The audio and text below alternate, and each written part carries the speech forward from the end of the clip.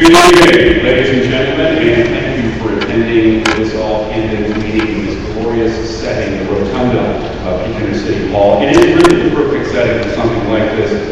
We've had a community of very politically concerned citizens over the 100 years that we have been a city. The great debate over the name change from Berlin to Kitchener, citizens rallied en masse because they were thinking about that. You may recall the great amalgamation debate of 72 and 73. We questioned about what to do with the old city hall when we came down. The citizens have been concerned and passionate in this community for 100 years. We're part of history tonight. I want to thank you very much for coming out tonight and welcome to this great debate and meeting and candidates get together. A special welcome to our audiences listening on 570 News. Briefly, the format for this event will be a 90-second introductory remark by each candidate, followed by questions in 4 priority areas that have been identified by the Greater Kitchener-Waterloo Chamber of Commerce and the Cambridge Chamber of Commerce in consultation with their advisory committees and from responses from the membership at large. These 4 portfolios, and the candidates were informed of them in advance, are the economy. Because we're gauging the movement and the answers from candidates through the lens of the Chamber of Commerce, we're going to give special priority to the economy. The other portfolios we'll talk about tonight: healthcare, education, and municipal infrastructure. The questions will be asked in rotation, and I have the right to terminate answers where appropriate. Now, I have told the candidates that we've got 2 hours to talk tonight and to discuss. And so I'm not going to be hard and fast and rigid about response time to questions. Let the questions read, let the answers read, and let the candidates get their message out within a reasonable time. If I sense that you're belaboring the point or repeating yourself, I'll gently nudge you along, but we're not going to be stopwatching you to the second and cutting you off abruptly during your responses. More importantly, this is very exciting, guys. I'm really glad the Chamber is allowing this to get the discussion going. This is very important, candidates. You want to get off page, off script a little bit. You're allowed to rebut. So at the end of a particular question, after all 4 of you have answered it, any one of you can raise your hand and say, "But I would like to address something that so-and-so said." You're allowed to talk to them directly. We encourage rebuttals, and again, no prescribed time limits on that. After all 4 candidates have been answered their particular question, that's when you can rebut anything that's been said about you, about your party, about anything that you might disagree with. At the conclusion of this debate, each candidate will be allowed 1 minute to make a closing remark. Time now for opening remarks. Again, about a 90-second time limit, and the order in which the opening remarks take place was determined by the draw earlier today. And to begin our opening remarks, we turn now to Tracy Wilder. She is the candidate for the Progressive Conservative Party. Tracy, take it away. And I think you should ask your audience, sir, if they would like to hear from all candidates. It's not up to I believe we have representatives from the Communist Party trying to please calm down. Thank you very much. Tracy, take it away. I am a Let's hear from everyone instead of the group who you have. Let's hear from everyone. But you know, it's not an invitation on the event, it's an election. Thank you. Tracy, That's go a ahead. great state. Perhaps you will observe how candidates are treated in a public election in Ontario. I am shocked. Okay, thank you, ma'am. And I'm disappointed too. I'm walking out. I'm very disappointed because one of the parties have done nothing. John Boy was lied. I'm on disability and I'm hurt. Does anyone care about people on Okay, disability? go No, ahead. you Go don't. ahead. It's calm down. Okay, we need to go. We're getting sick now. Okay. All right. Thank you, everyone, for being here tonight. Candidate meetings such as this are only possible by an engaged electoral process, and I'd like to thank you all for being here today and participating in the democratic process. I just want to take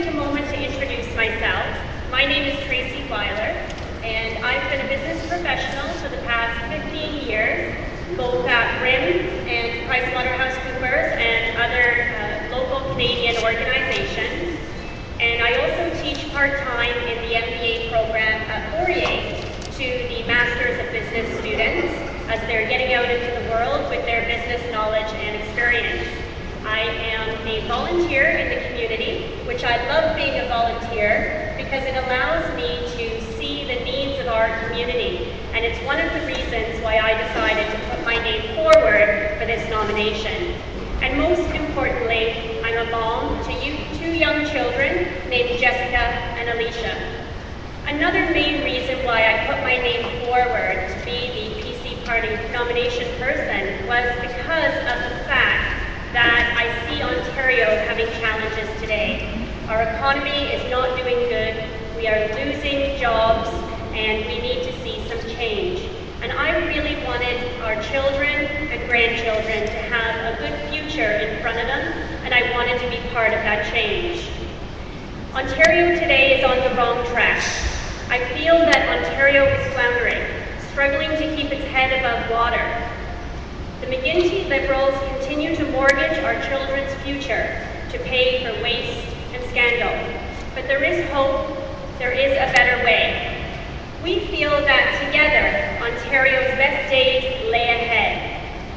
We believe in the PC Party that together, if we take action now, we can once again ensure opportunity for everyone. The Ontario PCs have put forward a bold plan and a comprehensive plan to return Ontario to prosperity. The Waterloo Record called our plan a carefully thought out, multi-layered vision of a newly prosperous Ontario. And I look forward to chatting with you today. I look forward to getting to know you better through the questions that the Chamber has put forward. And I look forward to sharing our priorities and ideas with you tonight. Thank you. Thank you, Tracy.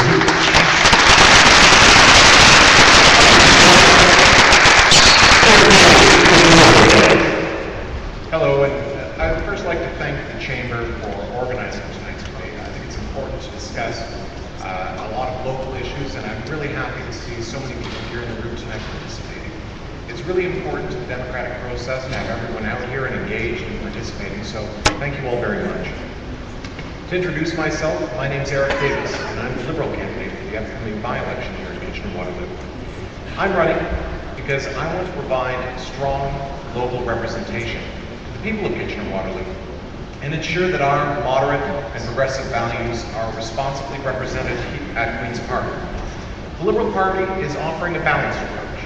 We want to eliminate the deficit by 2017-2018 while making sure that we protect the investments we've made in healthcare and education because they're so important to all Ontario families. When we look at the Hudak PC approach, they're promoting reckless cuts, the firing of public servants, and the gutting of social programs. The New Democrats are also proposing irresponsible, high-tax, high-spend approaches, which are going to kill jobs and hurt the Ontario economy. Every time that the NDP makes a promise here tonight, I want you to ask yourself, how are they going to pay for it? Kitchener-Waterloo needs a strong voice in the government caucus, and I plan to be that voice. On September the 6th, please vote Eric Davis. Thank you.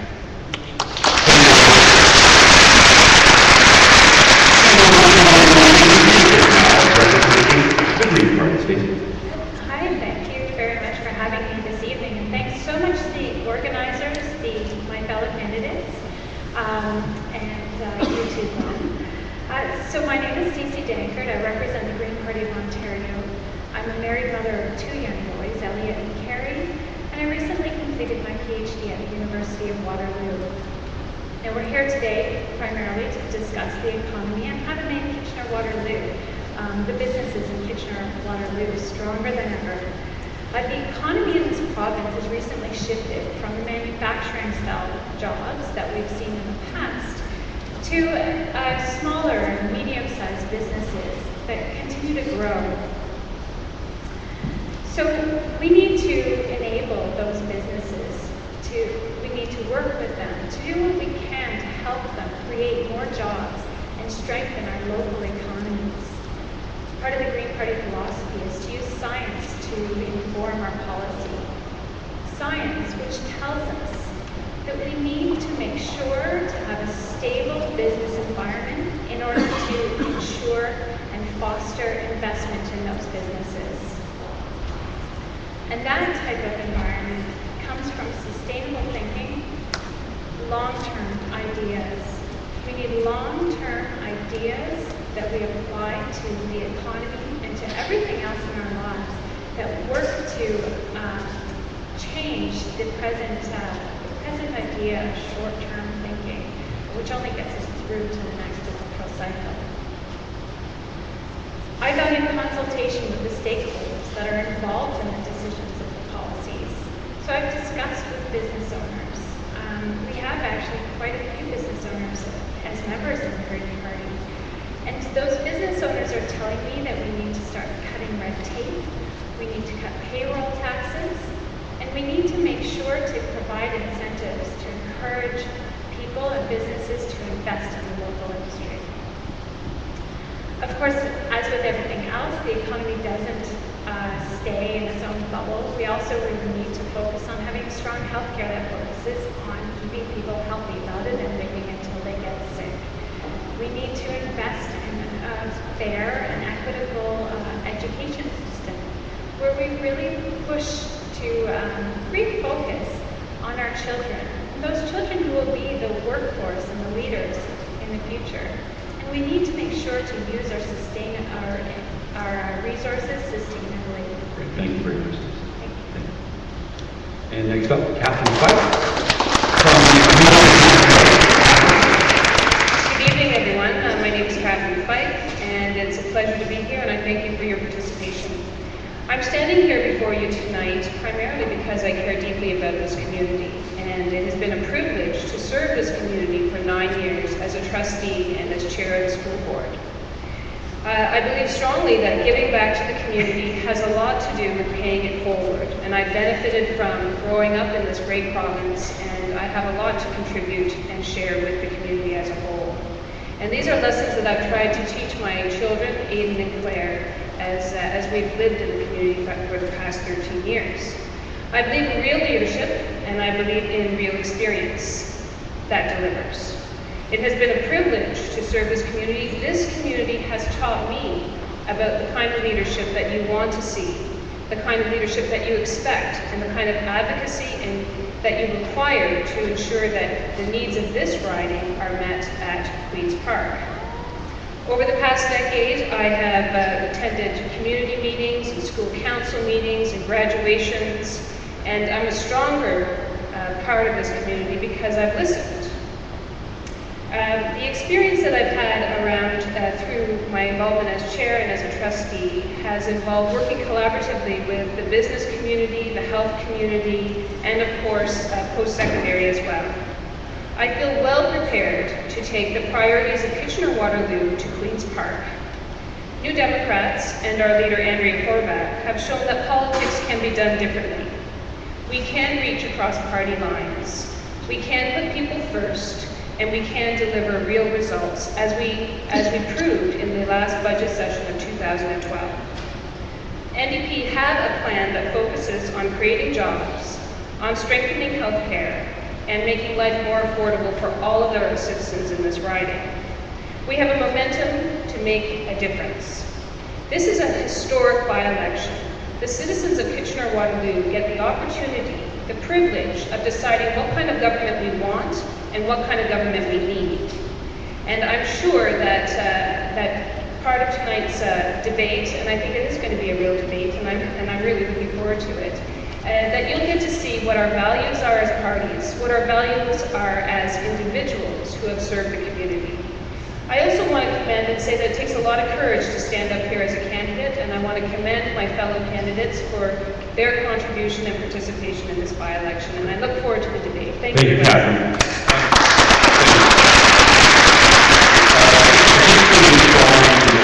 By the television control center to try and keep the applause till the end of the debate. I know that spontaneous eruptions will occur.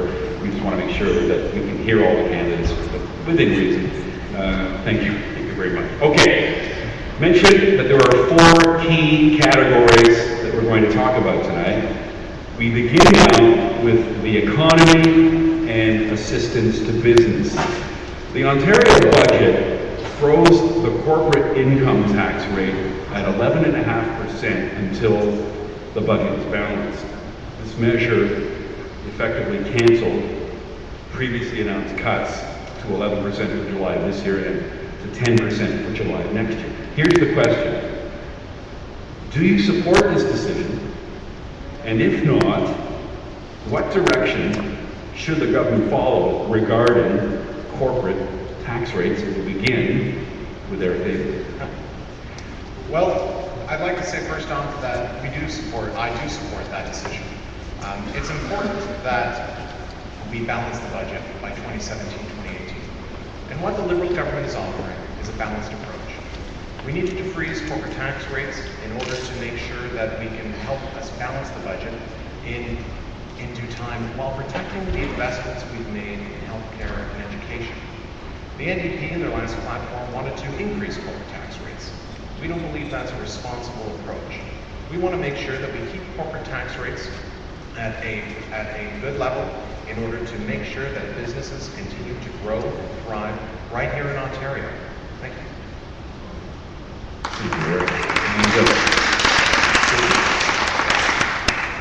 Okay. I agree with that decision as well. In Ontario, we already have very low corporate tax rates. And it's been shown that decreasing those tax rates any further wouldn't help to create more jobs, which is really what we want. We need to help the types of jobs come that are, or help with the businesses that can create the types of jobs that we want. We want good jobs, and those good jobs can help to strengthen our local economies, and those good jobs can come from small and medium-sized businesses. So that's where we should be focusing our efforts right now. And Catherine on that question. Thank you. I think that the NDP's position on corporate tax giveaways is quite clear. They don't create jobs, and that's actually Mark Carney, the governor of Bank of Canada, has actually recently come out saying, you know, low corporate tax rates go to the profit margins and the banks for their profits. They do not stimulate the economy. They do not generate jobs. And quite honestly, the low corporate tax rate is part of the problem in this province. You know, Ontario has one of the lowest corporate tax rates in Canada. If it worked, we would support it, but it doesn't, so we don't. Jim Flaherty, even, Mr. Harper's own finance minister, joined the voices of Mark Carney recently saying, you know, that trickle-down effect of giving corporate tax breaks does not generate jobs. And I think that the only way that the economy of this province is going to get stronger and restabilize is by creating real jobs. And we have a plan to create jobs. We have the Job Creator Tax Credit. Very simple. You create a job as a small or medium-sized enterprise and you get a tax credit. And if we're looking at hard decisions to be made, clearly the Liberal government has not been making those hard decisions. They've been following status quo and following a path that does not stimulate the economy. So the NDP has a plan. We have a way to generate additional revenue. We need to look at the corporate tax rate. And in the last budget session, we proved by rolling up our sleeves and getting to work on the 2012 budget that if you increase the taxes for those people who make over $500,000, you can generate income for the social programs and to address the deficit. So this is where we are in the province. You know, you can either follow a path that is proven to not work, or you can get down and do the hard work of solving issues that affect everyday Ontarians. Stabilizing the economy is a priority for this party because it connects to our social policy goals. Thank you very much.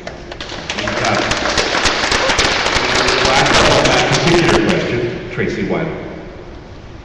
The PC party does not support the decision to freeze or raise the taxes. And part of the reason for that is that we live in a competitive global market today.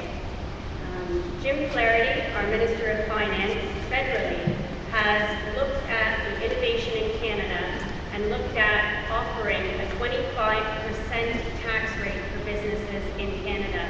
That would be 15% at the federal level and 10% at the provincial level. What I'm hearing from businesses in Ontario is that they are finding it very difficult to do business here. They are struggling to make their bottom lines, and it's getting harder and harder every day. So when we look at wanting approximately a 10% tax rate in the province, it really is about helping to grow our economy and part of a broader jobs plan. And part of that broader jobs plan involves, as I've mentioned, cutting business taxes, providing affordable energy for both individuals and businesses, because energy is another area where businesses and individuals are telling me they're scared to open their bills each month because they don't know what they're going to find. We also want to reduce red tape and legislation. It's getting in the way of businesses, and some of the local manufacturing plants that I've had the pleasure of touring recently have told us that those pieces of legislation is keeping them away from their priority job, their priority role of employing people and doing business in Ontario. And finally, we also want to create an environment that will allow us to provide 200,000 more skilled trades jobs in the province of Ontario, which will help employ some really good people in an area that we have huge demand. Thank you. Thank you.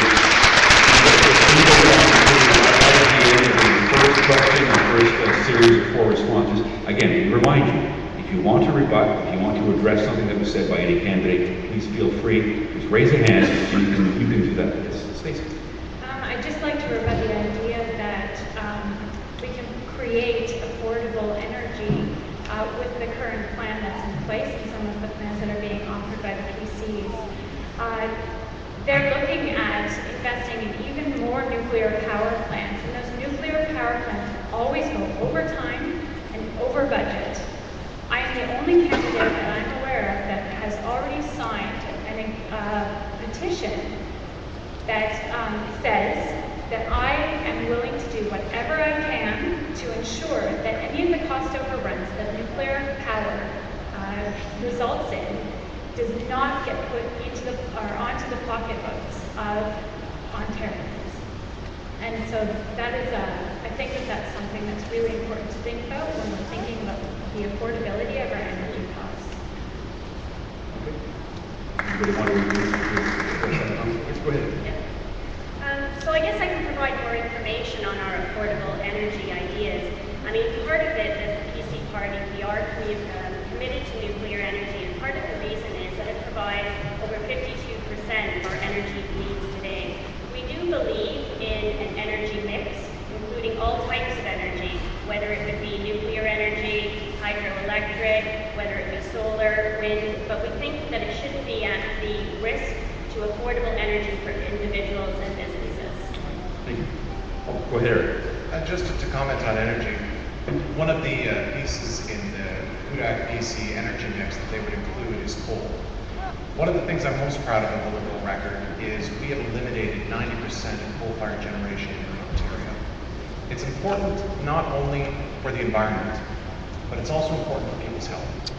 It's important that people don't get respiratory ailments because of coal-fired generation.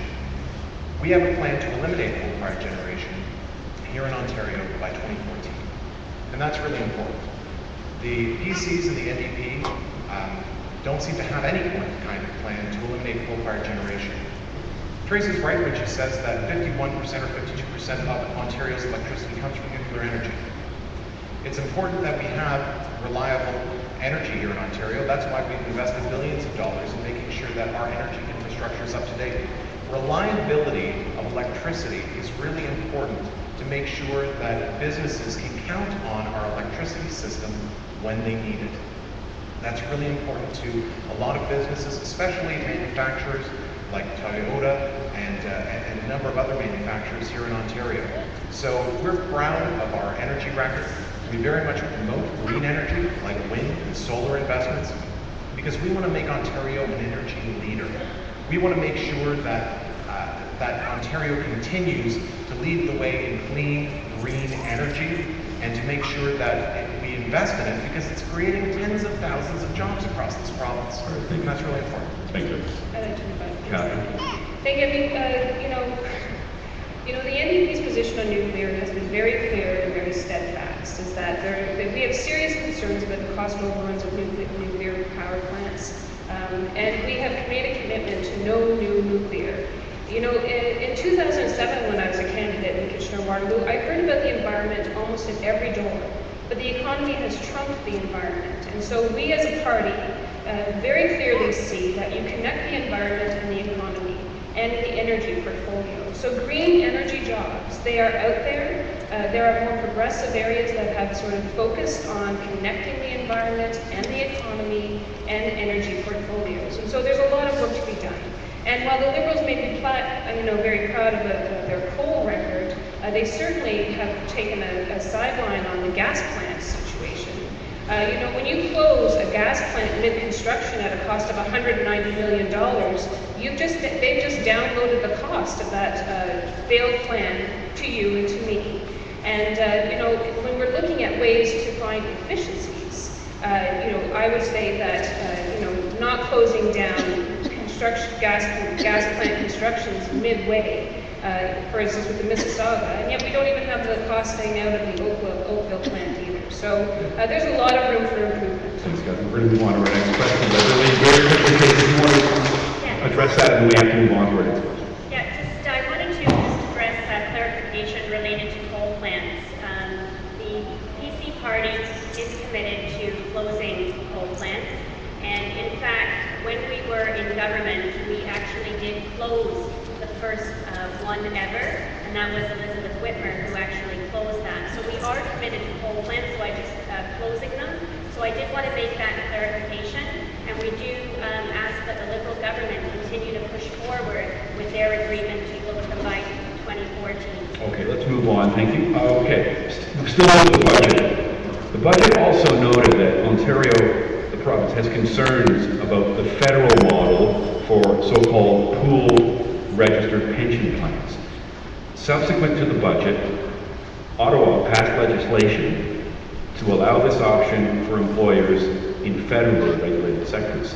The local chambers of commerce, the Ontario Chamber of Commerce, and the Canadian Chamber of Commerce have all written to the province asking it to follow Ottawa and table provincial legislation for pooled registered pension plans. This support originates from a relatively high number of private sector employees in small workplaces who don't have access to a workplace pension plan. This new option ideally would address that issue. Here's the question. Do you support provincial legislation to establish pooled registered pension plans? What's your position regarding these kinds of plans? And Stacey, will start with you. Stacey. Indeed, I believe that we need to make sure to support the people in our society that need support the most. So the idea of making sure that seniors have a livable wage is absolutely important. And that would be something that we would be focusing on. Things like making sure to provide them with energy subsidies so that they can afford to pay for their energy every month. Making sure that they're taken care of, that we have a long-term plan for how to keep people in their homes as long as they can, and keeping people as healthy for as long as they can. Thank you, Stacey. Catherine. Thank you. I mean, certainly the idea of a pooled registered pension plan is under examination by our party. It does speak to the issue of income security, which is a growing issue in this province and in this community. Last night we attended the poverty reduction debate. It was actually a round table. We got to sit down with people who are on the front lines, and they're on fixed incomes, they're on disability, they can't pay their heat or hydro. And the three of the candidates that are standing up here, bothered to attend that session. So I think the idea of income security, having a strategy in place to ensure that the affordability of life for those who live on the margins, who live on fixed incomes, needs to be part of a broader conversation about strengthening the overall economy of this province. Thank you. Thank you, Catherine. And Tracy. The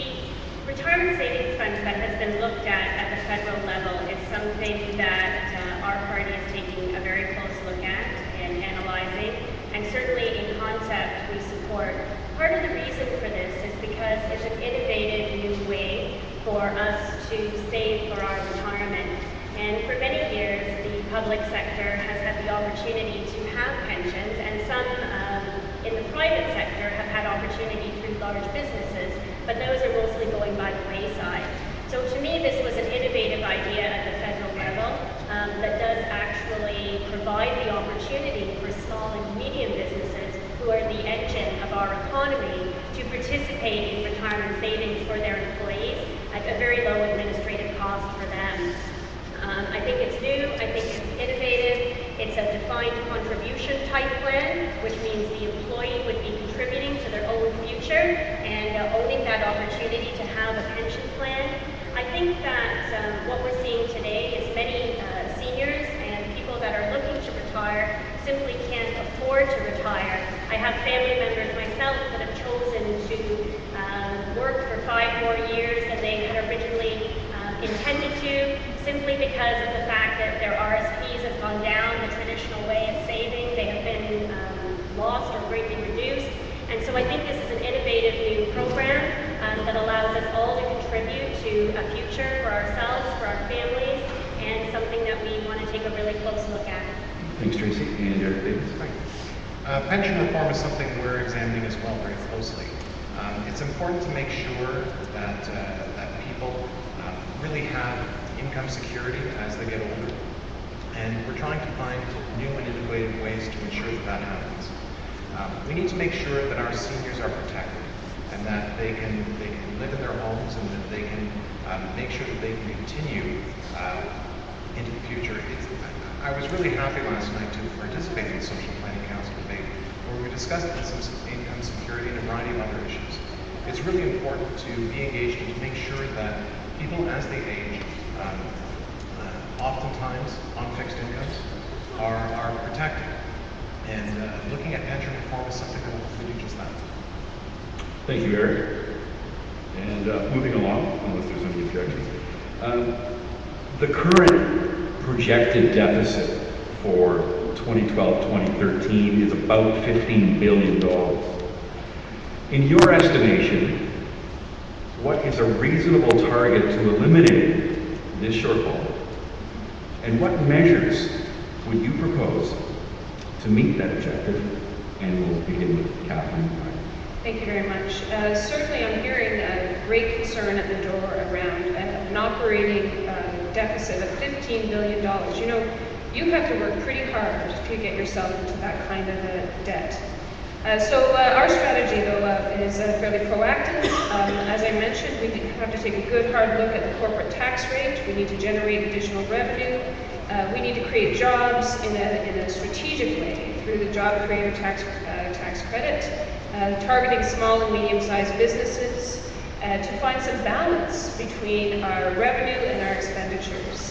In the 2012 budget session, you know, we rolled up our sleeves, we worked with the Liberal Party, we tried to find a solution to the $15 billion deficit, and also to balance that with our commitment to social programs. Because, you know, if you're going to cut social programs, you can pay for it now or you can pay for it later.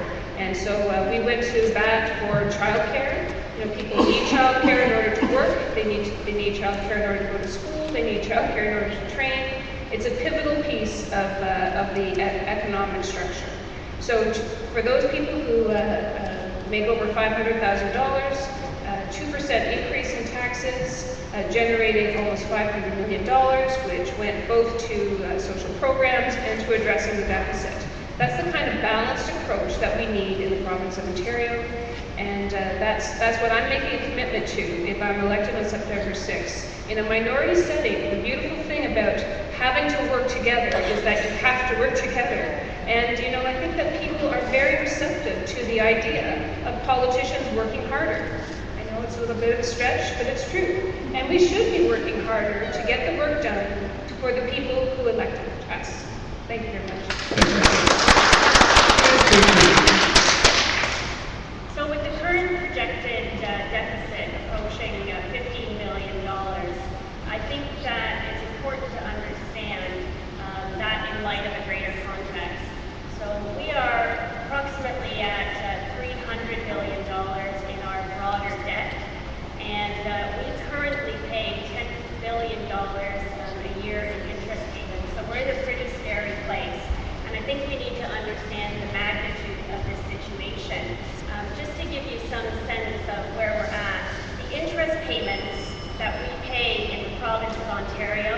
is our third largest expense after healthcare and education. We pay more in interest payments than we pay in post-secondary education in its entirety, and that seems like the wrong balance on the scale to me. Another key point to think about in our economy is that one of the reasons that our deficit is manageable today at $15 billion is because interest rates are so low. And when they are so low, they can only go one place, up. And a 1% increase in interest rates would mean an additional $500 million that we would have to pay in interest. Again, that's scary. So the PC party has a plan to ensure that we can, on one side, grow the economy and create jobs, and we're the only party that has a plan to do that. And on the other side, we understand that we need to reduce the cost and size of government. Some ideas that we have in order to do that includes one that we've been very vocal about, the mandatory public sector wage freeze for 2 years. That would enable us to save $2 billion annually. We also want to fix the current broken arbitration system, and we also want to reduce government spending by 10% outside of our critical service areas of healthcare and education. Thank you. Eric David. Thank you for the question. The Liberal Party has a plan to eliminate the deficit by 2017-2018. But we're going to do it not at the expense of our public services. We need to protect the investments we have made in both healthcare and education. One of the ways that we're going to do that is by a public sector wage freeze. We're asking all public sector workers to take a 2-year wage freeze in order to help us balance the budget by 2017-2018. It's really important that we do so because we need to bring our budget back to balance. Let's not forget where we've come from. In 2003, when the Liberals took office, we inherited a $5.6 billion deficit. And we fought that deficit, and we balanced the budget for 3 consecutive years. Then the 2008 economic downturn hit, and we chose to invest in infrastructure, and more importantly, people. We wanted to make sure that jobs were created so that we can see them through a tough economic time, and make sure that they were protected through one of the worst economic times we've had since the Great Depression. We did this because we believe in investing in people.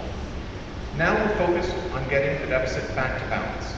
And we, unlike the Tories and the NDP, have a plan to do just that. Our approach is a balanced one because we need to protect the investments we've made in healthcare and education. The HUDAC PCs are advocating eliminating full-day kindergarten. They're advocating firing of public servants. And they're advocating stabilizing our school system. That's not the direction that Ontario needs to go. The NDP, on the other hand, don't have a plan at all. In fact, I don't even know the NDP plan on public sector compensation. They've not actually come out in favor or opposed to it. We feel that a public sector compensation freeze is important because we do need to balance the deficit, balance the budget in order to move Ontario forward. Thanks. And you can rebut it. We'll get Stacey to answer that, and you can rebut it at the end. Okay, Catherine? Thank you. Stacey, go ahead, please. Okay. So when we're approaching a $15 billion deficit, clearly we need to start making some decisions. There's smart decisions on how we manage our money. And those decisions need to have longer-term thinking in mind. One of the ideas that we've come up with that nobody else seems willing to talk about is the ability for us to save $1.5 billion by merging the Catholic and public school boards.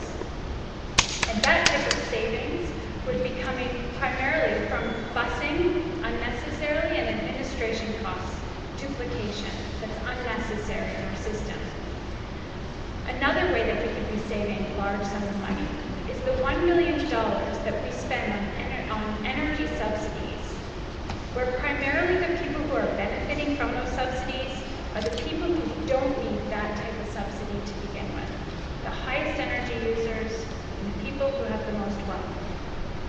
Another way that we can think about saving money is the $1.2 billion that we could save by shutting the coal plants down now. We actually have 48% excess capacity on our grid, and that's expected to grow to 56% next year. Coal plant. Thank you. Okay, that concludes our round of questioning, but I know Catherine had Thank you very much. I want to address Eric's comments about education. Because what we have here in the province is a manufactured crisis in education that is compromising and undermining the collective bargaining process. And we need actually to have all the parties go back to the table.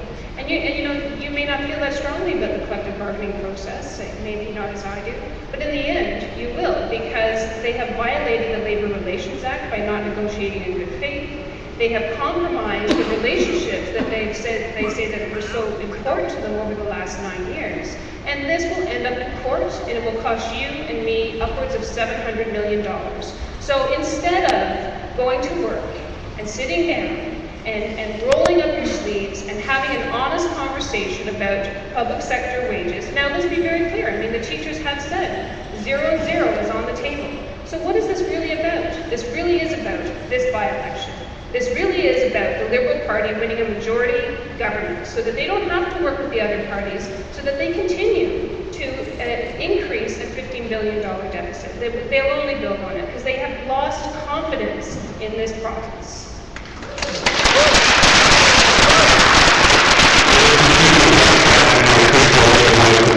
So, Eric, do you want to address that? I think we could talk about this for the rest of the night. We do respect collective bargaining, which is why we've been at the table since December of last year. We've been negotiating with all of the public sector unions for months. We've actually reached deals with 2 of the 4 public sector unions. We've done so because we have been negotiating in good faith. EDFO chose to walk away from the table after an hour. That was their choice, and we remained at the table for as long as we possibly could. But here's the problem. On August 31st, the teacher contracts would roll over, giving them raises and increased sick days. Those are things that we just can't afford right now. We need to make sure that we balance the budget by 2017-2018. So we're doing what we need to do in order to protect Ontario's economy. Thank you. Thanks, Eric. And a series of education questions to come. But education and budgeting, and it's all kind of related, and I know Tracy wanted to weigh in and move on to the next question. I wanted to take us back to some of Eric's earlier comments on balancing the budget on 2017 and 18.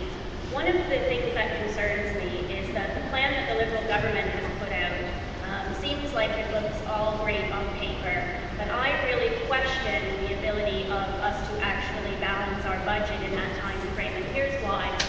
The Drummond report was completed in February 2012, and I'm probably one of a few people in this room that has actually read the Drummond report from start to finish, and it gives a number of key recommendations. It was a Liberal government initiative that talked about a number of recommendations for how we could get our province back on track. And very clearly in the executive summary, Don Drummond said, if you do not implement all of these ideas, or if you choose you don't like one, and you take it out, you must replace it with another one. But unless you do all of them, you are not going to be able to balance the budget in 2017-2018. And to date, the Liberal government has not recommended implementing many of the Don Drummond recommendations. And I'm not suggesting that all of them are what we want to do, but Don Drummond himself said they must be replaced with another idea. And therefore, it makes me question the plan that's on paper. I'm very concerned that, again, it might look good on paper, but given the gaps, there's no way we're going to be able to balance that budget in 2017 and 18. Okay, let's move on. The Chambers of Commerce, Cambridge, Guelph, and the Greater KW tabled a resolution that was approved at the 2012 Ontario Chamber of Commerce Annual General Meeting It called for the development of a provincial manufacturing strategy. The manufacturing sector remains a critical component of the region's economy, as one in every 4 jobs is based in this industry. The question is, what are your proposals to assist local manufacturers? And we'll go in order of the rotation, even though you did the rebuttal there just there. We'll begin with Tracy on that one. I've had the opportunity over the last 2 months to visit probably 6 or 7 local manufacturing firms, and in the face of many challenges, they have been innovative, they've been creative, and they have come through some pretty hard times. And you know, as I'm talking with them, several things come up, and so I think the idea of getting a number of key partners around the table to look at a manufacturing strategy, to look how to take this industry in the future, is a great idea. I think that in hearing from some of the local manufacturing companies, we are hearing over and over and over again the need for affordable energy, the need to keep energy costs in line. Another area that they focus on is the need for skilled trades, and that's why our party has committed to creating 200,000 skilled trade jobs to make sure that young people who want good paying jobs don't have the barriers to getting those good paying jobs. Several of the companies that I chatted with were looking for good skilled tradespeople, and they couldn't find them. And so, you know, when we have a demand in an industry and we have people looking for work, we have to find some way to bring those two together. And so I think our manufacturing strategy is critical to take it in the future. I think we could learn from some of the great local companies that I've had the opportunity to visit over the next 2 months. And I think the PC plan has got some bold ideas for how we can help the industry. Thank you. Thank you. Eric? Thank you. We definitely need to make sure that we protect manufacturing here in the province of Ontario. And we have a multi-pronged plan to do just that. One of the things that we're moving ahead is the Southwest Jobs Fund. That just got recently passed in the provincial legislature, and we're very proud of it because we're basing it off of the Eastern Ontario Economic Development Fund, which has helped create and retain over 12,000 jobs there. We want to create and retain much more jobs here in Southwestern Ontario. We passed the Southwest Jobs Fund despite the Hudak PCs voting against it, and we also passed it despite the NDP stalling it for over 100 days. We did that because it's important that we invest and create jobs right here in Southwestern Ontario. Our government has also created a Jobs and Prosperity Council to advise government on a plan to boost Ontario's productivity. We also are consolidating our business support programs into a Jobs and Prosperity Fund. We have a number of different business support programs out there, but one of the things that we're trying to do is streamline it and make sure that it's more accessible and more workable for people out there to look at different funding, to look at different funds and ways that we can support their industries. So we have a variety of programs and initiatives underway right now to make sure that we protect jobs in Ontario, including the manufacturing sector. Thanks, Eric. Steve? Yeah, so one of the things that was brought up already is how expensive the energy is for these manufacturing plants. And so we would like to help them to reduce their energy by providing a $1.6 billion fund that would give them some refundable tax credits to do those types of upgrades and save on energy over and over, which is more of a long-term thinking plan, I think, than something like a Southwestern Job Fund. We'd also like to help to provide money for training and certification programs so that we do have more of the skilled workers. Help with providing extra funding for apprenticeship programs and co-ops, because I know that it's expensive for employers to take those apprenticeship students. And so it's those types of ideas that I think can help. And one of the other ways that we would like to see this region move is building upon the technology sector that we already have huge strengths in here. We would like to see us develop into a clean tech hub of North America. And that type of hub means more manufacturing and a very broad range of jobs that within that sector. Thank you, Stacey. Catherine, 5 on that one. Thank you very much. You know, the manufacturing sector has been hit hard, and this riding in particularly, we've lost thousands of jobs, good-paying jobs, and that trickle-down effect is affecting everyone. And when you watch your neighbors lose their jobs, you need to understand that their future is also connected to your future.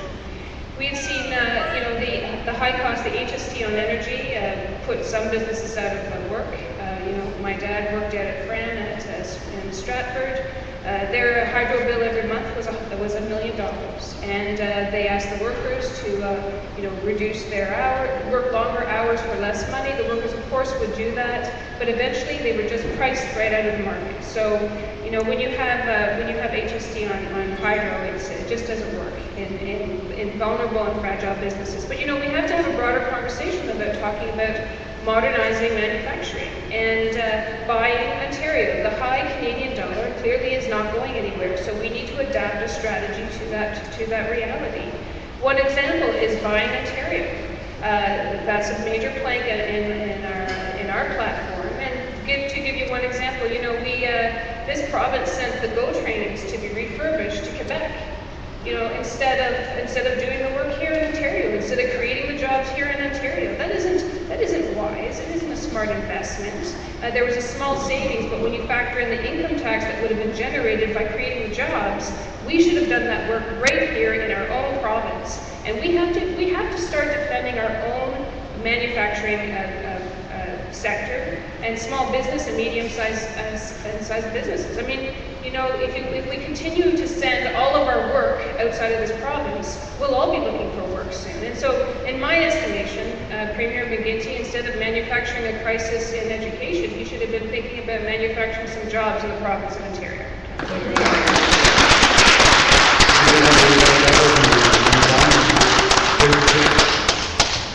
I just want to speak to the Southwestern Development Fund for a moment. And one of the reasons why the PC party decided not to vote for that and vote against it is because we simply don't think it will work.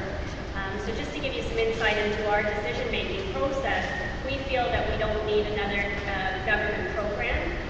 Our community in Kitchener-Waterloo isn't actually a member of SWIA, and so I think what we need to do is have a government that is created to a strong economy. And we've talked about our jobs plan and how we think we can do that, but it's around lowering business taxes to help us be able to compete in not only a local, but a provincial, a national, and an international economy, to reduce the red tape and legislation to get out of the way of business, create an affordable energy plan, and really look at reframing and refocusing on labor laws to help bring them forward to the 21st century.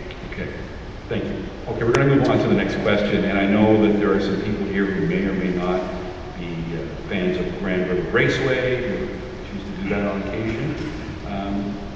It has come up for discussion, as you're aware. Waterloo region is a mix not only of urban but also rural economies.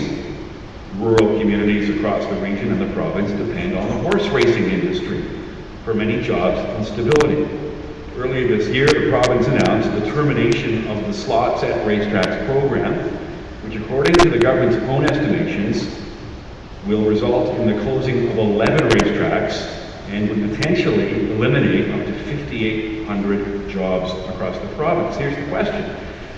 Do you support this plan to eliminate slot machines, or alternatively, what would you propose to address the potential negative economic impacts on rural Ontario if the elimination plan proceeds? And we'll start with Eric Davis on that one. Yes, I absolutely support the plan. I think that what we need to do is we need to look at our priorities here in Ontario. We need to balance the budget. And a lot of people are probably surprised to know that we subsidize the racetrack industry by over $300 million. We looked at our priorities and said, look, you know, we respect the racetrack industry, but we need to move that money elsewhere. Specifically, we need to make sure that we protect the investments we've made in healthcare and education. We have, however, also implemented a program and started a committee to look at ways to transition workers from the racetrack program into other areas. We've started a committee which includes former cabinet ministers to look at different ways to help these workers find alternative employment. We've done that because it's the responsible approach, but we have a budget to balance, and we want to make sure that it gets balanced by 2017, 2018, and we need to make sure that we continue investing in healthcare and education. Thanks, Eric. Stacey? Yeah, so I think that that's something that I would actually like to think a little bit longer about. I have spoken with people who are part of that industry and heard that how very extensive the industry is, and so trying to think about a way of mediating it so that there wouldn't be such a large loss. But at this point, I think I would like to look at it a little bit further before I make a firm decision. Thank you, Stacey. Thank you. You know, we have to go back in the history of the province to find out why the government first brought slots into the harness racing industry, and it was to generate jobs and to build up the harness racing industry. And by all accounts, it was a huge success. You know, 5,800 jobs in rural Ontario. Jobs are not as plentiful as they are in our our city cores.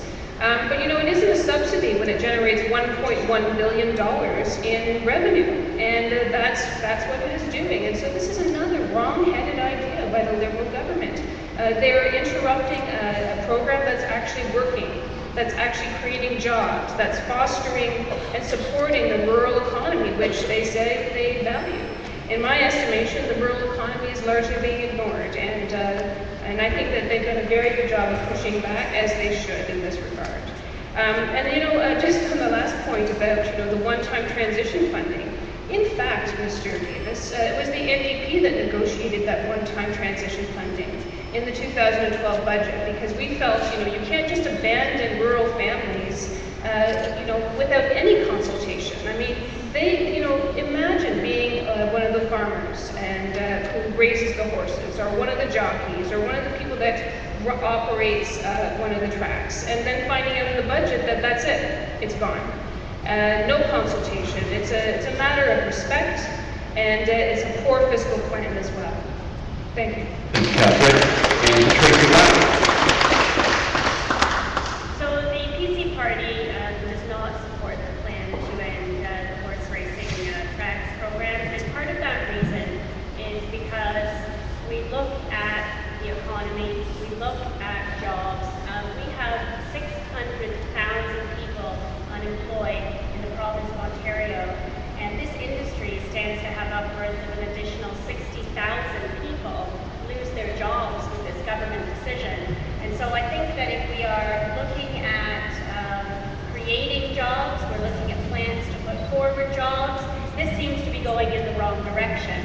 And so I think what we need to do is take a look back, we need to take a stand back and see how can we achieve whatever the government was trying to achieve with this program, but also while not decimating an industry. At the debate the other night, I had a man come up to me to share with me his challenges, his livelihood around being the owner of many horses.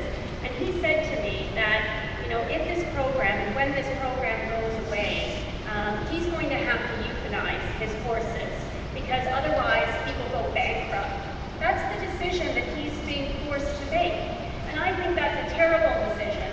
I'm not suggesting that we shouldn't look at innovative new ideas to bring dollars into economy. We need to be focused on creating jobs. We think that the government in this particular case should try to create a win-win solution with the horse owners to try and create an environment that they can participate in what the government is trying to do. I think that they want to work with the government, they want to come to the table to come up with ideas, they want to be part of the process.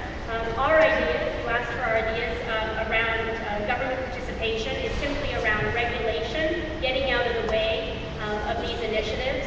And again, I just think about the fact that we could be decimating an industry with a single stroke of the pen. Thank you. Any rebuttals on that? I just wanted to address Ms. Spike's comment on the transition funding. We were very much in favor of the transition funding. And let's not forget the 2012 budget to which she refers, the NDP didn't even vote for. The Liberals did. And that's why we have a plan to continue to move Ontario forward. We introduced this budget, and we have a strong plan for Ontario. Kevin? Thank you.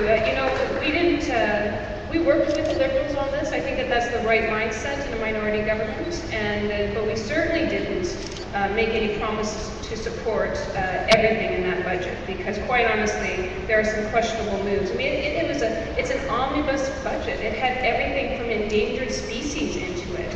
It was a Harper-esque budget that had without consultation with the public. So when it really came down to it, I mean, it wasn't our budget, and parts of it could not be supported. But on the whole, we brought the priorities of the people to that budget process. We made it stronger, we made it better, and that's what the people of this province expect when you're elected. Thanks, Kevin.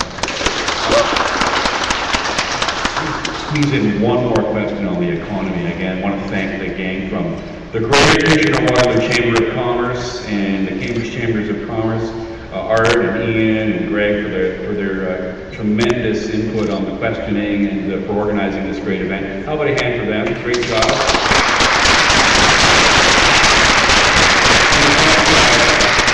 The City of Kitchener staff for allowing us to use this beautiful rotunda. This is a perfect setting for a debate. Would you not agree? This is just lovely. The 100th anniversary of the city. We are broadcasting live on 570 News, and we are delighted to be able to team up with our good friends at Rogers TV to bring you this broadcast. Following the broadcast, stay tuned to 570 News as Michelle Dyer will be in discussion with esteemed political analyst Jeffrey Stevens to dissect what he has heard here tonight. And so we encourage you to listen to 570 News following the debate, a special extended edition of our election coverage hosted by Michelle Dyer in conversation with Jeffrey Stevens. Okay, we've talked a lot lately about the tech sector and its importance to this particular economy. On the other hand, modernizing Ontario's skilled trade system is critical to the demands of the 21st century economy. It's about global competitiveness. An independent, industry-driven body called the College of Trades is trying to raise the profile of and to promote involvement in the skilled trades.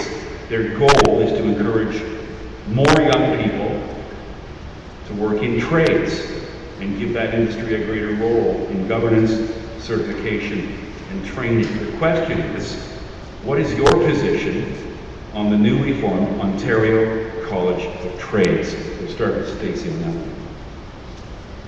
Yeah, so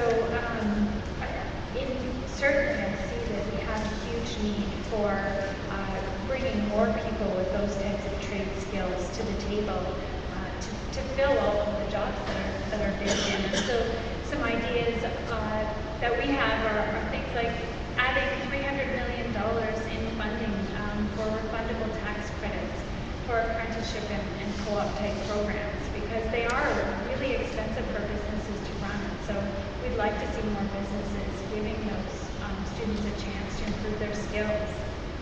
And also to add $300 million over three years for students to participate in those types of training programs. And so you can see a lot of that type of incentive that we feel that should be focused on there. So those are the types of ways that we think that we could be expanding upon these programs. Thank you, Stacey. Catherine? Thank you. I think that there's been some good questions raised on this new idea of a college of trade. There's certainly been some pushback from small businesses and the trades themselves asking and questioning about the cost. Is it another way of generating revenue on the backs of the people who are actually doing the trades? And is it actually going to make or improve the level of service of the tradespeople in our community? And I think that that's a very good question. So it's something that we're looking at. Promoting trades is certainly worth having a broader conversation about as well. We've never been more dependent us in our own homes. And so I think that we need to foster and build that through the college and post-secondary options as well.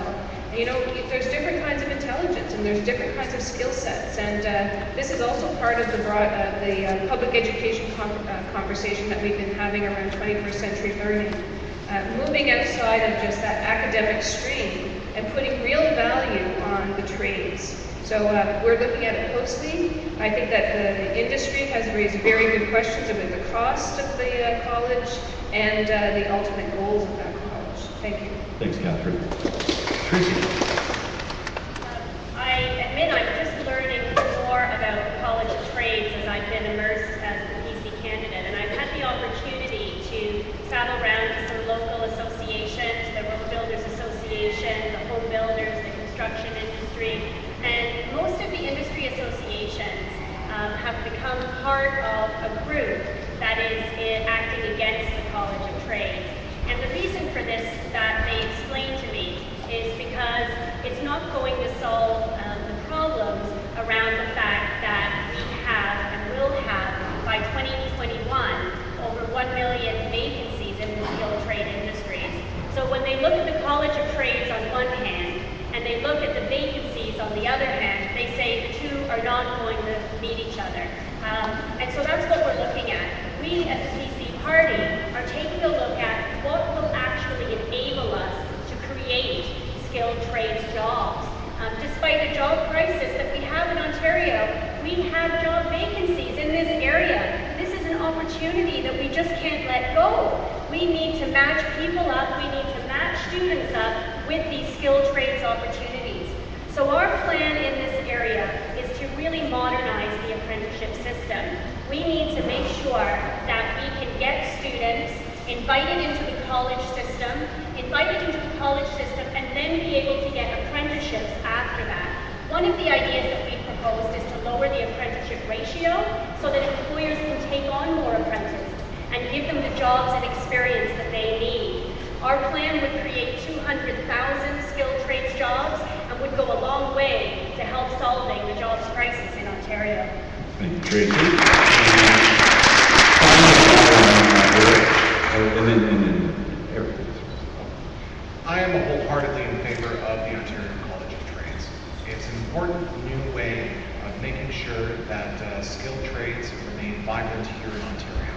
One of the issues that the Ontario College of Trades will look at specifically is dealing with training, making sure that people in a variety of skilled trades have the necessary training that they need in order to make sure that they get the job done well. Skilled trades are incredibly important to the Ontario economy. It's also important because there's a huge demand for a number of different skilled trades here in Ontario. And the Ontario College of Trades is just a sort of holistic approach to dealing with the skilled trades and focusing on the issues that they need. One of the other issues that the Ontario Liberal government has addressed is we've increased the number of apprenticeships here in Ontario. It's so important to have apprenticeship positions because it helps create jobs, and it's also important to look after our people in the skilled trades and make sure that they have the supports that they need. Thanks, Eric. That concludes the first portfolio, the first area of discussion, and I said earlier that the bulk of the discussion would be on the economy. We're going to move on now to healthcare. A Nanos research survey of Ontario doctors indicated that 41% would consider leaving the province and that 33% would consider retiring early if a series of proposed cuts to the healthcare system are implemented. This information is especially concerning for a community such as ours, where it is already estimated that over 20,000 residents do not have access to a family doctor. The question is, what measures for system reform would you propose to ensure that doctors stay in Ontario? And secondly, what proposals do you support for increasing the number of doctors practicing in Kitchener-Waterloo? We'll begin the questioning with Catherine Fine. Thank you.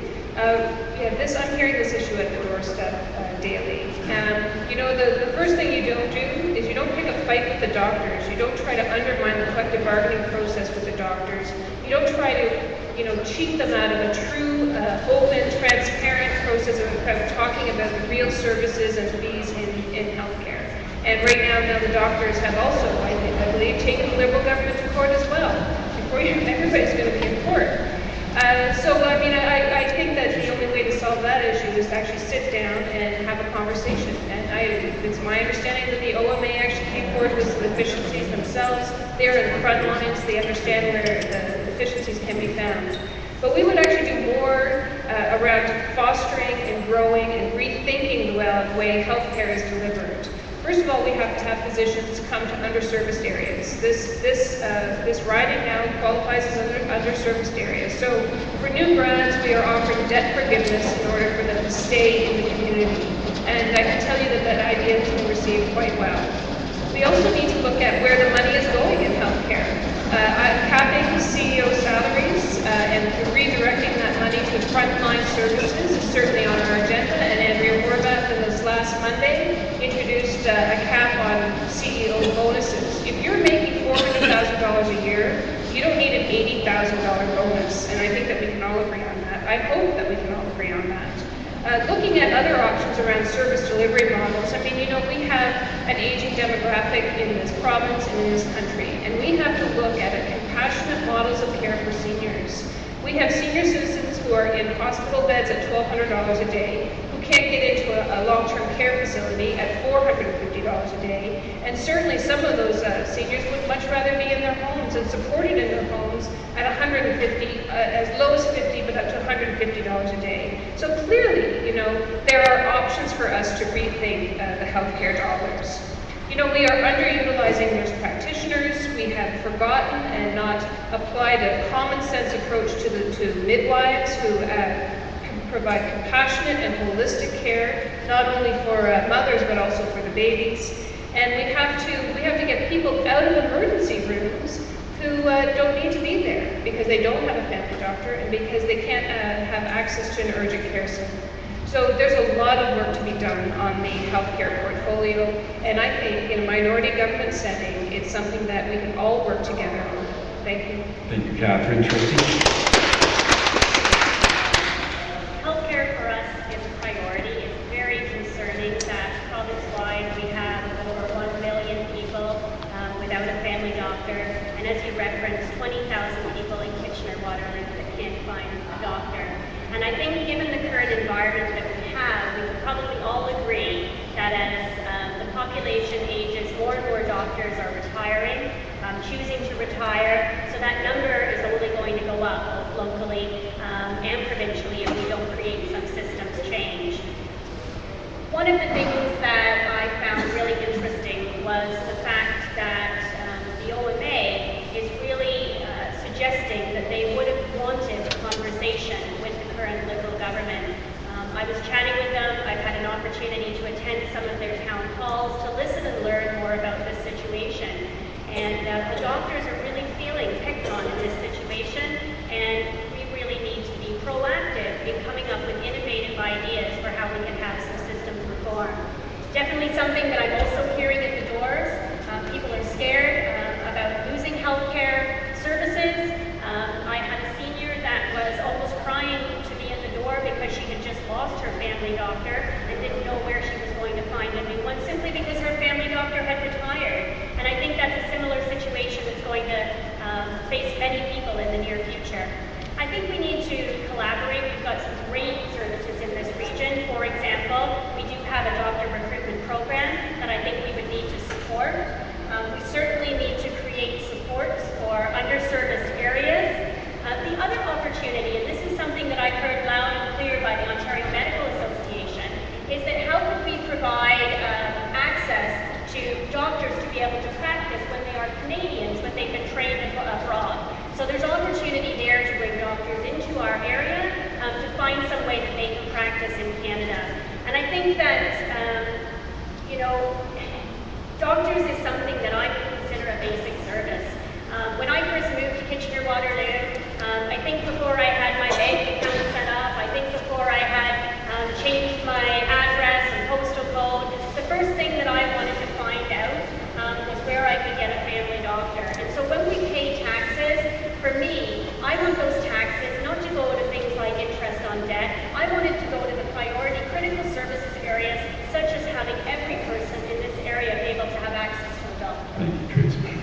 Mr. Davis. 96% of Ontarians now have access to a family doctor.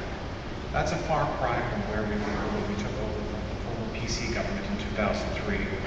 And let's not forget the NDP record on doctors. The last time they were in power, they said that we had too many doctors and cut medical school spaces, resulting in the loss of 568 doctors and leaving families without health care. In relation to bringing doctors into KW, since 2003, KW has 408 new doctors. That's an increase of 20%. And one of the important things that we've done just recently, I had the chance to look at the Chamber of Commerce's own 2011 provincial pre-budget submission, and they said that our organization was strongly supportive of the announcement from the Ministry of Health and Long-Term Care last March, that's last year, that allows unrestricted access for all Ontario communities outside of Toronto and Ottawa to international medical graduates with return of service obligations. Under previous rules, Kitchener-Waterloo was denied these professionals since we did not qualify as underserviced, while many neighboring communities acquired this designation. That's just one example of what our government is doing to make sure that we can bring doctors to Ontario, doctors to Kitchener-Waterloo, to make sure that they can care for our families. And I'd also like to applaud the Chamber's efforts at doctor recruitment. But let's look at what we've done also locally. Look at the medical school campus that we brought here to Kitchener. It's important that we bring doctors to this region because we understand how important it is for families to have access to a medical doctor. That's why we've made sure that's why we've increased the number of medical school spaces across Ontario so that we can increase the number of doctors that are graduating and out there servicing the community. Thank you, Rick. And Stacey. One of the things that the Green Party of Ontario would like to focus on is how the current healthcare system really focuses primarily on people who are sick. And what we really need to do is to refocus some of that on the people who are healthy. We need to start treating healthy people and keeping them that way. We know that it is much cheaper to put some amount of money into prevention and to keeping people healthy than when you wait until those people are actually sick. And so that's one of the ways that we would like to work to improve the situation. Another is that we know that doctors enjoy the atmosphere of family health clinics, and so bringing more of those so that you can have a more holistic approach to healing people. And there's better chance for communication between the different healthcare professionals. And also we would like to encourage or facilitate the ability of people who are newer to the country, who have trained elsewhere, to get their training so that we can get the number of doctors that we need much sooner than having to wait until we train more. Thanks, Stacey. Anybody care, everybody? Thank you. I just want to point out that 96% of the people, I'm not sure if that number is actually accurate because I know people who cannot find a doctor and they've been without a doctor for years, and so it's cold comfort. A statistic like that is cold comfort to people who actually cannot find a family doctor or a specialist. You know, there's a shortage of pediatricians. And I don't think you're getting the whole picture here. I think that we have to be honest about, you know, the delisting of key medical services that fell under this last round of cuts in healthcare. You know, one of them doesn't make any sense at all. I mean, just one, there are many. But to get an x-ray of your eye when you visit your optometrist to check for glaucoma. You know, glaucoma is a treatable disease. And now seniors, fixed incomes, those on the fixed incomes have to pay for that $120 x-ray themselves. You know, so instead of actually doing preventative health care, and I think that this is where the Greens and I are very much aligned, you know, in preventing glaucoma, preventing blindness because of a $120 fee, it's short-sighted, no pun intended, sorry. It's short-sighted. And you know, I mean, it's a serious issue. And you know, people are going to medical professionals and they're finding out that there are fees, there are hidden fees attached.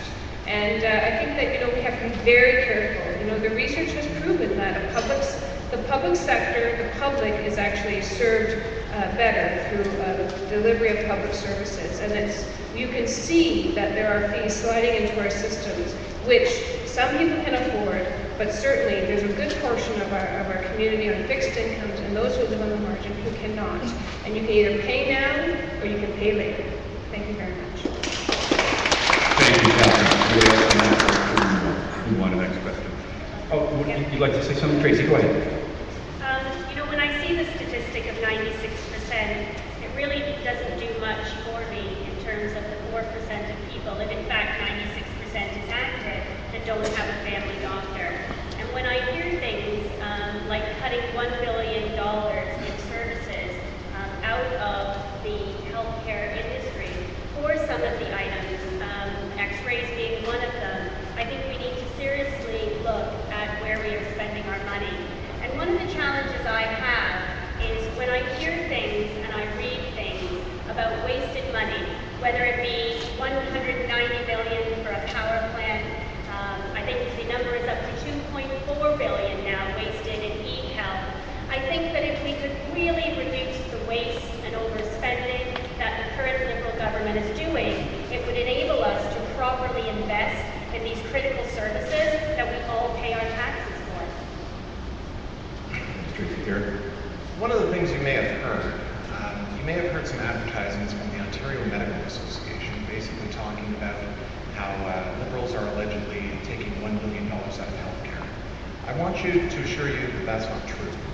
What we're asking doctors is we're asking doctors, as well as all other public servants, to take a 2-year wage freeze. We're asking them that because we need to balance the budget. What we're also doing is we're looking at the cost of procedures. As some of you know, if you get particular procedures, the doctors charge a certain amount to Ontario Health System. Well, some of the fees that have been charged haven't been updated in several years. And sometimes a procedure that may have taken 2 hours before now might only take a half hour. And so what we've done is we've gone through a review of those services and we've said, look, let's make sure that the fees that doctors can charge are reasonable for the procedures and the time it now takes to do them. If there have been medical advances, okay, well we don't think that doctors should charge as much as they did when it took them 2 hours to do a particular service. In this way, what we're trying to do is we're trying to make our healthcare system more sustainable over the long term. We have an aging population in Ontario, and we need to make sure that our healthcare system is there and that we continue to invest in it. But what we're trying to do is find efficiencies and ways of doing healthcare better. And that's what we're focused on doing in Ontario because we know how important healthcare is to everyday Ontarians. Thanks, Eric. Even though geographically it exists outside of the riding, it's not to say it's not used by patients who live anywhere in the region. We're talking about Cambridge Memorial Hospital. For a number of years, it has been approved for expansion, yet over the past 12 years or so, there has been little progress other than promises of funding. 12 years ago, as the project was on the books at $64 million, Region of Waterloo healthcare organizations banded together and completed a massive campaign raising millions of dollars for local hospitals. Some of that was targeted for CMH expansion. A number of health ministers have subsequently come and gone and turned the shovel. Having adequate health care is of the utmost importance for local economic development, not to mention to the over 500,000 people who live in the region. But due to the provincial government's inability to commit totally, the estimated cost today is $200 million. The question is simple. Do you support the expansion of CMH? And how soon should it commence? We'll start with Tracy. Thank you. I think access to hospital services, again, is a basic right that we all pay our taxes for. And I think that Cambridge Memorial Hospital is yet another example of a Liberal broken promise. I feel that when something is committed to over and over and over again and no progress is made, people really begin to challenge and lose trust in the system that is there to support them. When you can't believe somebody, it's like crying wolf. You know, when in fact it does happen, you don't believe it. And I still don't see any of the progress specifically at Cambridge Memorial Hospital happening, and yet it has been committed to again. I think we need to look at our priorities. I think we need to stop making promises that we can't commit to. Other examples of Liberal broken promises include the GO train, which has been advertised and shared information about the needs for transportation, transportation being another critical service. Highway 7 is another example of a local broken promise that again is part of another critical service in transportation and infrastructure. So when we look at our critical services, whether it be healthcare, education, transportation, we need to find ways to grow our economy and stop the overspending and waste so that we can invest the way that we need to in these critical services. Thank you, Tracy. Eric?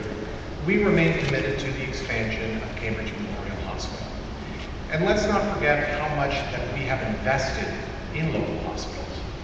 Local hospitals have received over $320 million in total funding in 2010-2011. That's a 30% increase from 2003. We remain committed to investing in hospitals in this region, and I'd encourage you to remember the Hudak PC record on hospitals. They actually closed 28 hospitals. They fired 6,000 nurses, and Ontario had the worst surgical wait times in Canada. That is the Hudak PC record on healthcare and hospitals, and that's not one that I would ever choose to repeat. We need to continue to invest in hospitals. The Liberal government has done that locally, and I'm proud of the Liberal record of investing in healthcare.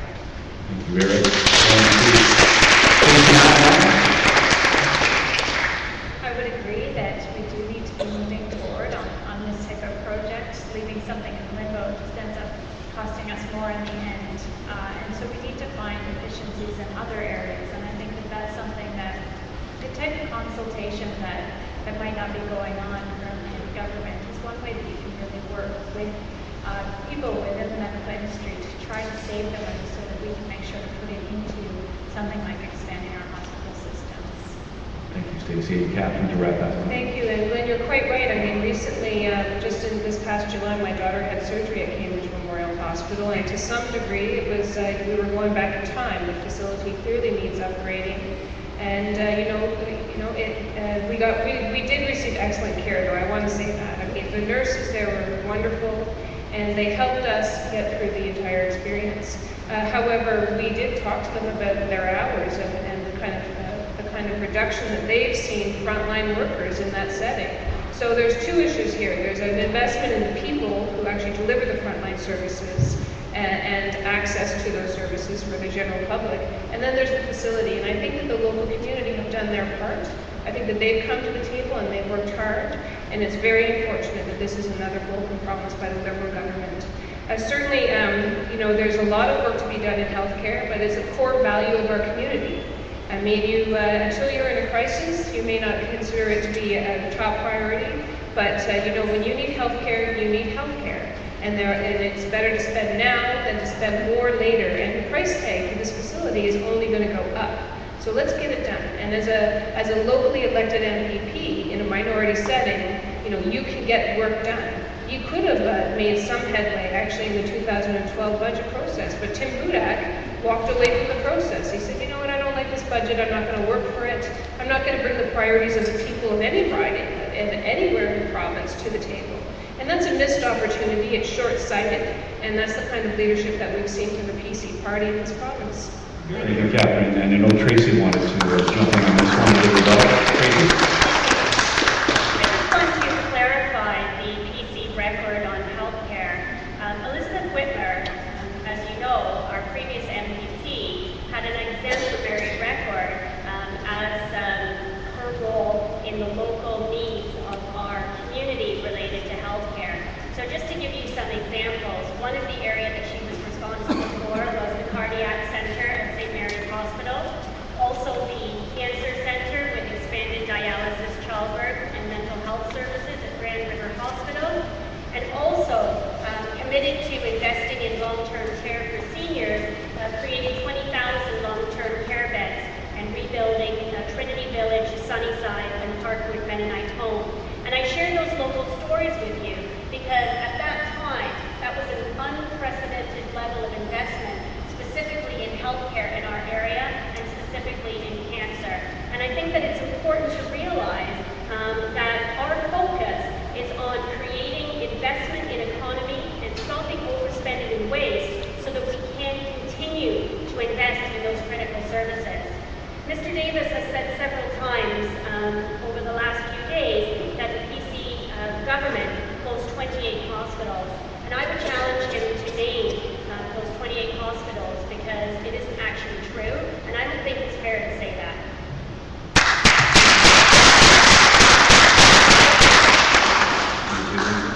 It is true. Those 28 hospitals did close, and I will gladly provide everyone here with the names of all 28 hospitals following this debate. Yes, that's great. That's probably a perfect segue to move on to our next category.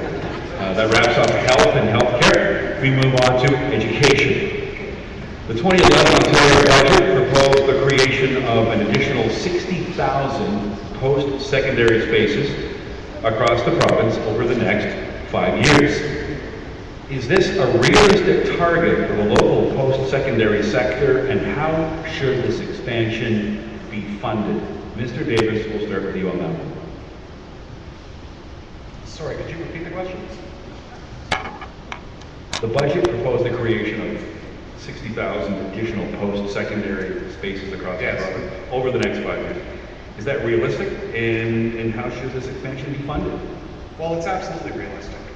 One of the things that I'm so proud of Kitchener-Waterloo is the investments that we've made in post-secondary education. We're fortunate in Kitchener-Waterloo to have two great universities, the University of Waterloo and Wilfrid Laurier University, and also a campus of Conestoga College. Post-secondary education is really important to the people of Kitchener-Waterloo. I myself am a Laurier grad, and I know how important post-secondary education is to our community. It's absolutely realistic that we need to create more, that we're committed to creating 60,000 more post-secondary education spaces. That's in both universities and colleges. We're funding this because we're protecting the investments we've made in education. That's key, because we need to make sure that the investments we've made in education continue to move forward, and we are committed to doing so. We have a plan in the budget to balance the budget by 2017-2018 while continuing to invest in education. And I can name to you the number of different investments we've made locally in post-secondary education. Similarly, the Institute for Quantum Computing, the Center for International Governance Innovation, the Global Innovation Exchange that is being constructed right now at Wilfrid Laurier University. These are all beneficial institutions that are coming through because it's important to support the post-secondary education sector here in Kitchener-Waterloo. Eric, thank you. Stacey? Having recently spent quite a bit of time at the university, I'm a bit concerned that this is actually quite a difficult task to achieve. Students are in increasingly larger class sizes, building space is exceedingly limited.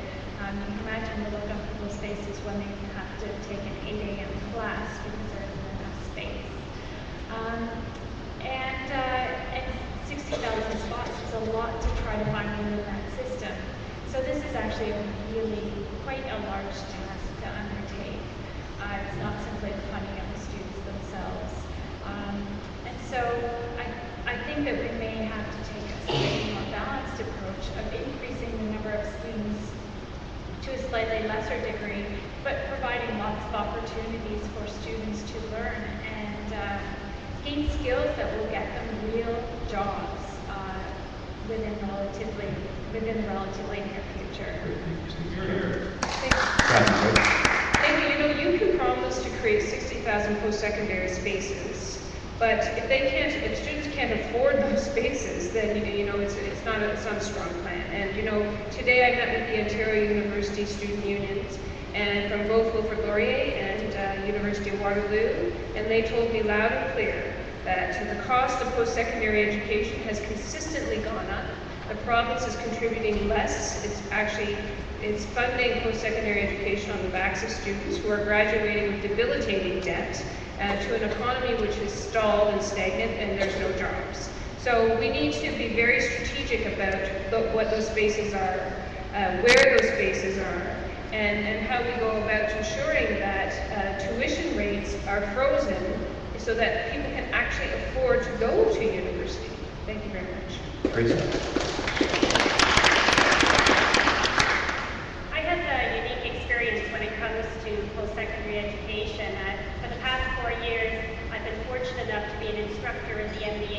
program at Laurier. And very much what students tell me is that what's important to them is definitely the cost of education, the quality of education, but also being able to get a job when they graduate. The unemployment rate for students is higher than the average unemployment rate, and it's about 17% in Ontario. And for the past 67 months, that's higher than the national average.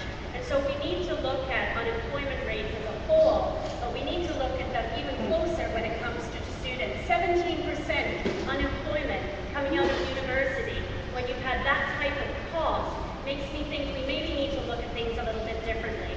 I think we need to focus on creating jobs for those students when they come out of university, but I also think we need to use this as an opportunity to work with our community colleges.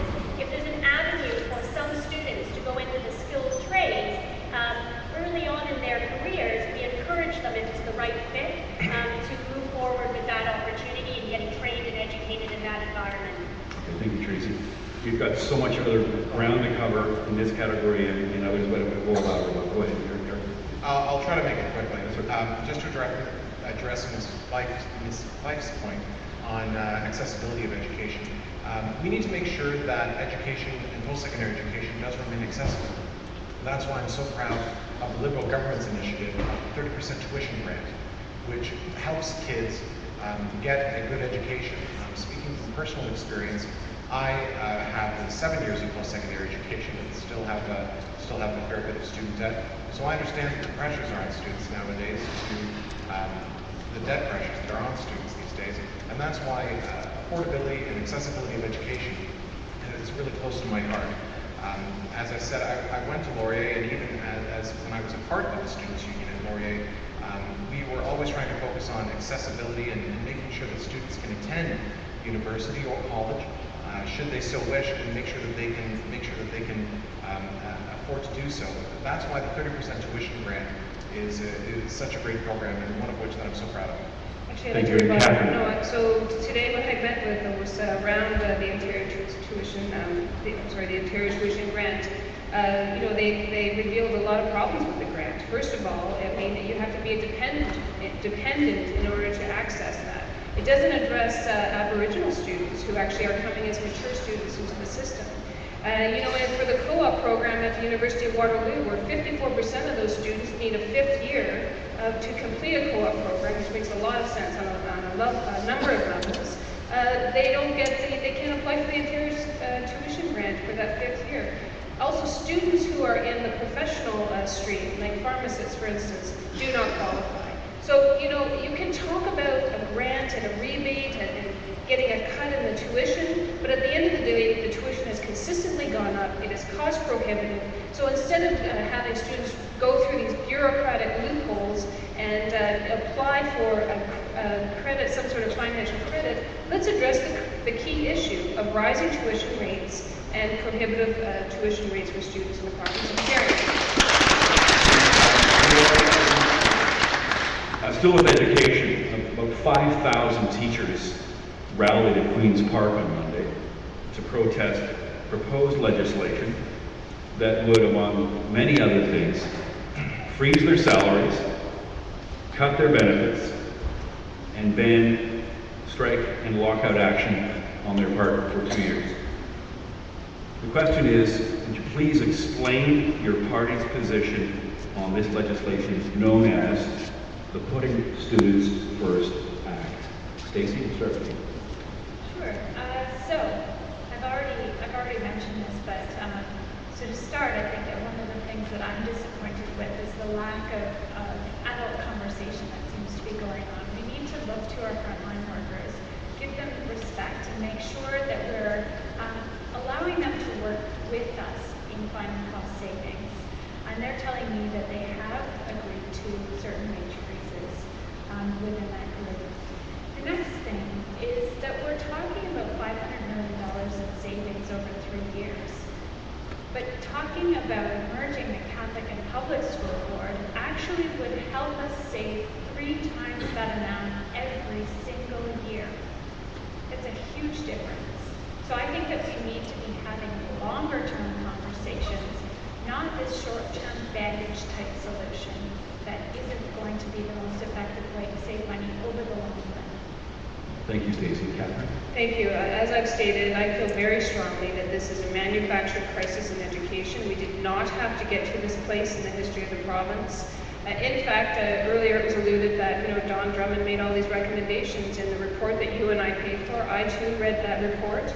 And one of the recommendations from Mr. Drummond was that, we not go to legislation because it's going to cost us more money in the end. So instead of actually, sitting down, honoring the collective bargaining process, honoring the Labor Relations Act, taking a legal approach and a rational approach to a conversation when teachers very clearly put a wage freeze on the table.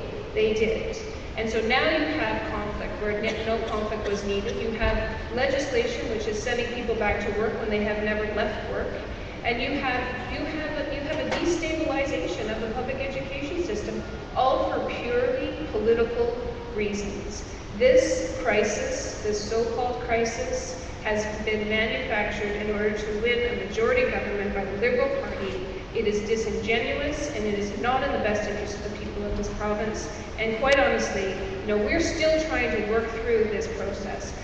Mr. McGuinty has issued a directive that that the legislature is going to continue to work until midnight to get this thing done. It doesn't make any sense, not even common sense, not even common sense revolution like Mike Harris style. He wouldn't even gone this far. So we really are going down a route that is not in the best interest of students, and it's certainly, the name of the legislation is completely disingenuous. Thank you, Catherine.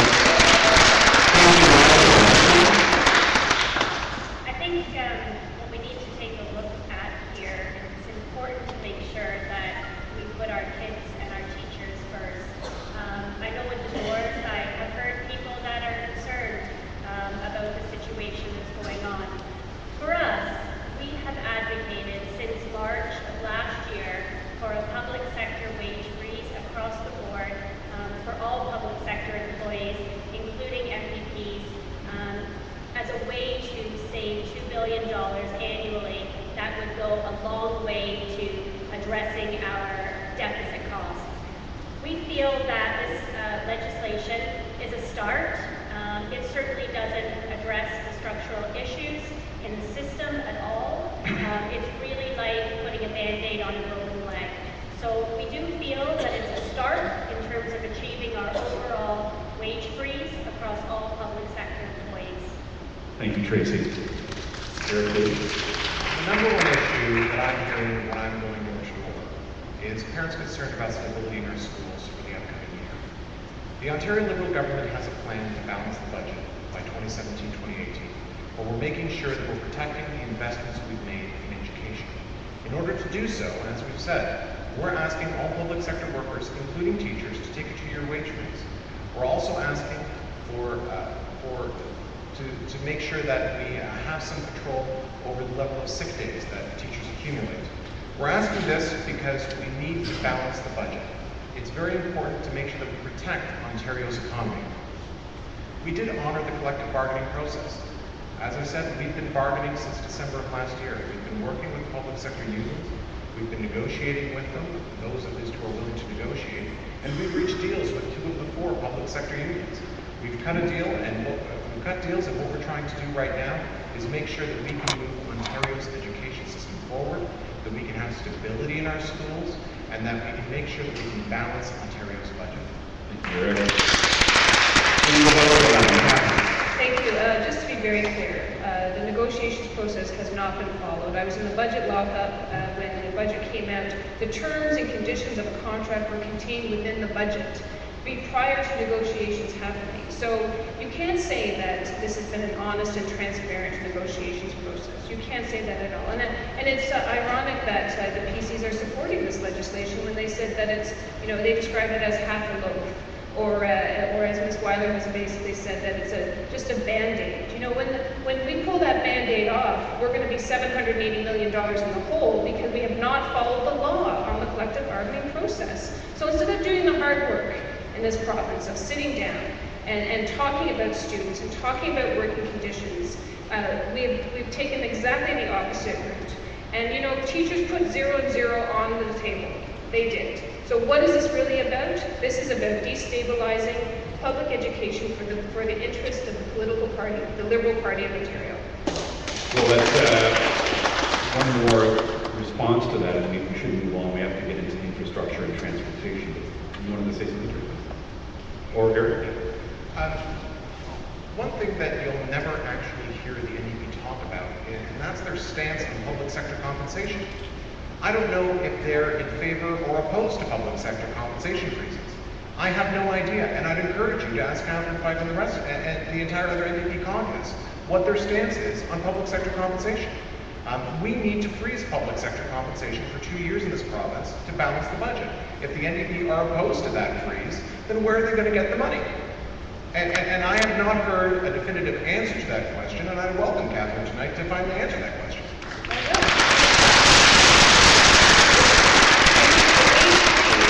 A wage freeze is 0 and 0. That's a wage freeze. And you know, you can't sort of account for the direction that your party has gone in when you know that it's going to cost additional money. So you've chosen a completely fiscally irresponsible path on the backs of students at the expense of public education, only to win this by-election, Mr. Davis. It's completely irresponsible. So if you don't understand what a wage freeze is, it's 0 and 0, and that was on the table.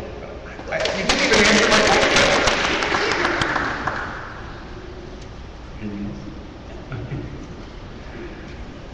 Thank you very much. We're going to move on to our next category. And is Art here? Art from the Greater KW Chamber. I know he's very interested in this particular. There he is. Art from the Greater KW Chamber. How about a hand for Art again?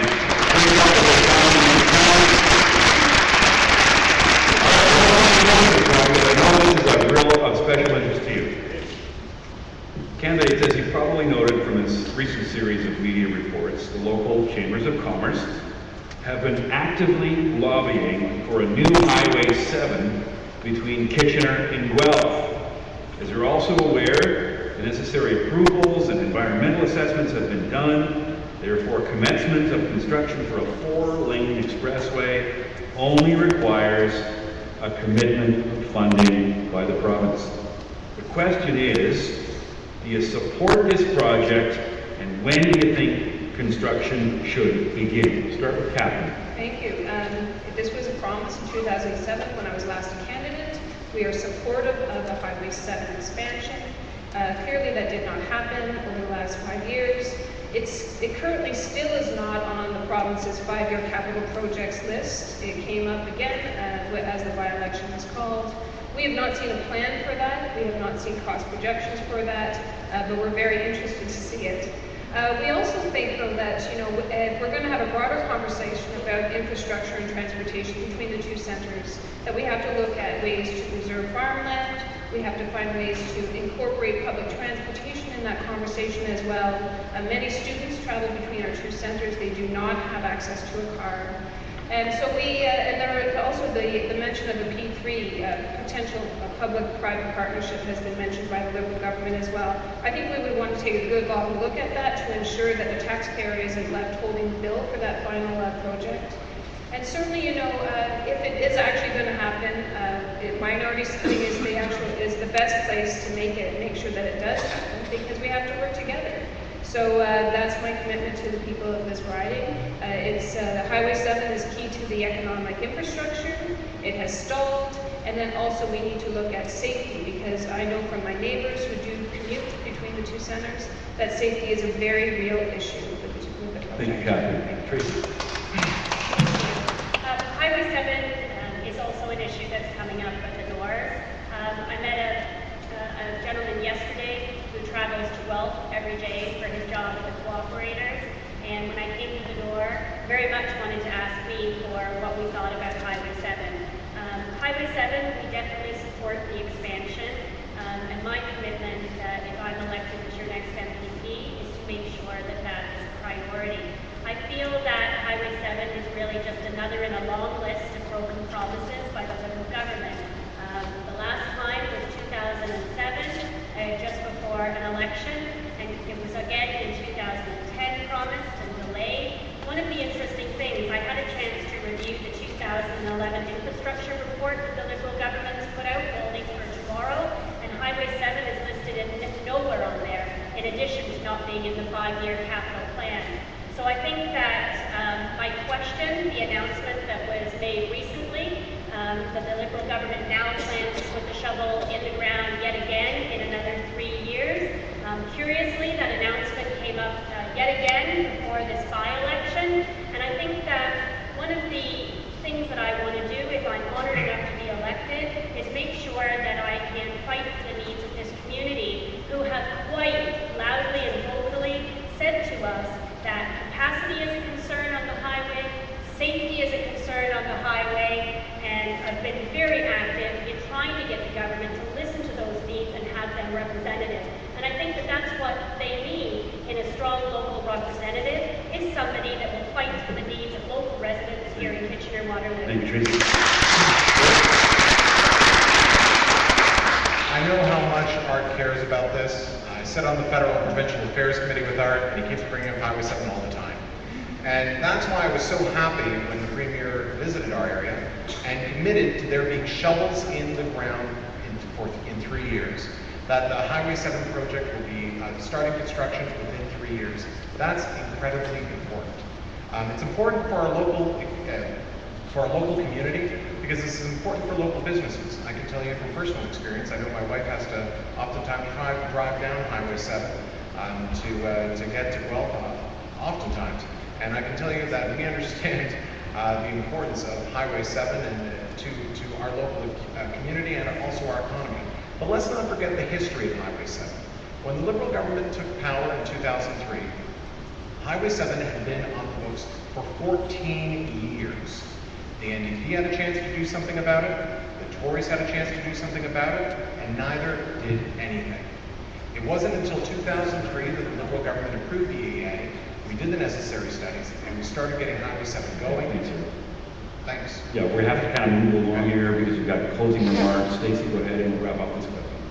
Okay, well, this is, as Eric said, a historic issue. It's 23 years old, this idea, and I think that it's time that we start thinking about a 21st century solution to the problem that we're facing. I agree that the cities and the communities need better connecting, but we have a drastically underfunded public transportation system.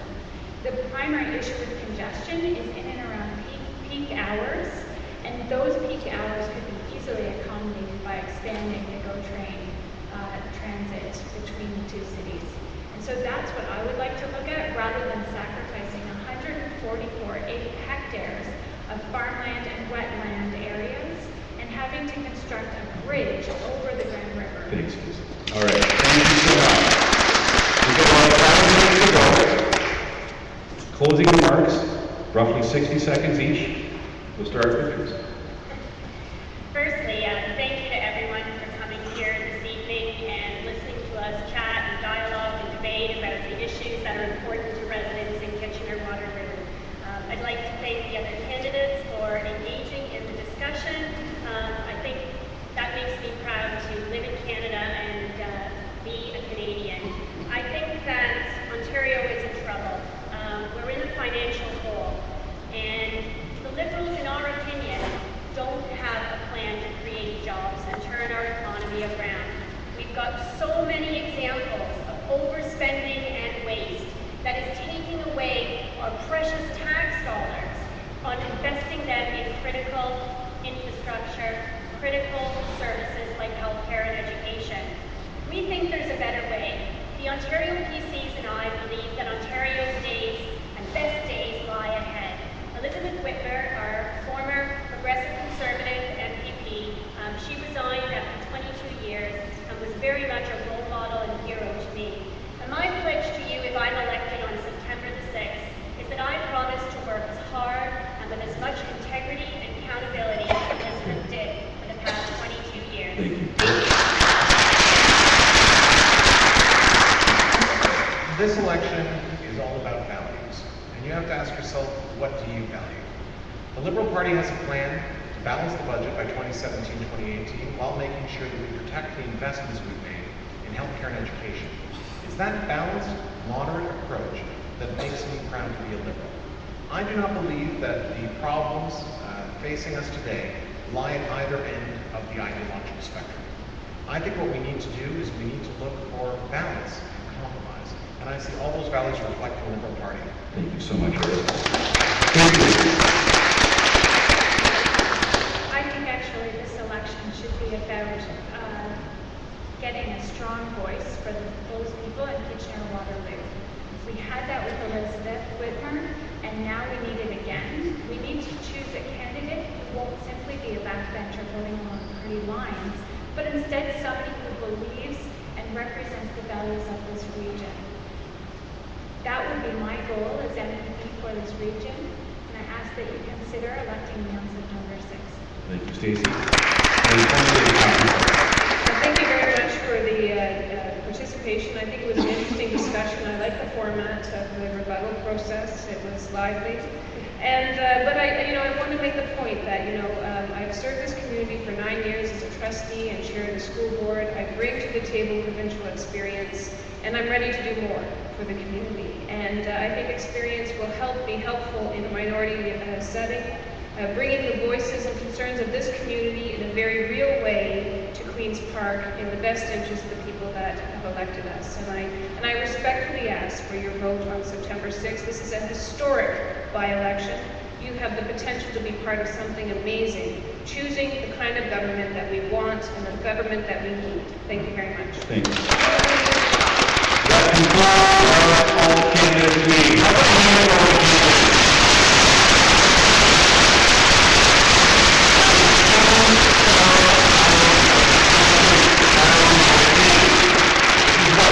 Democracy great. People sticking their neck out for their personal beliefs and voicing their opinions. Also want to say a special thank you to you. Give yourselves a round of applause.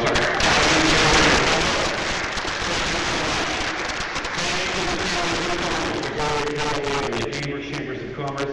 Thanks to the city staff here at Kitchener City Hall. If you're listening to 570 News right now, stick around. A special edition of the Michelle Dyer Show in conversation with political analyst Jeffrey Stevens. She's up right after this. On behalf of 570 News and Rogers TV, thank you very much for listening. Thanks very much for watching and coming out and comment.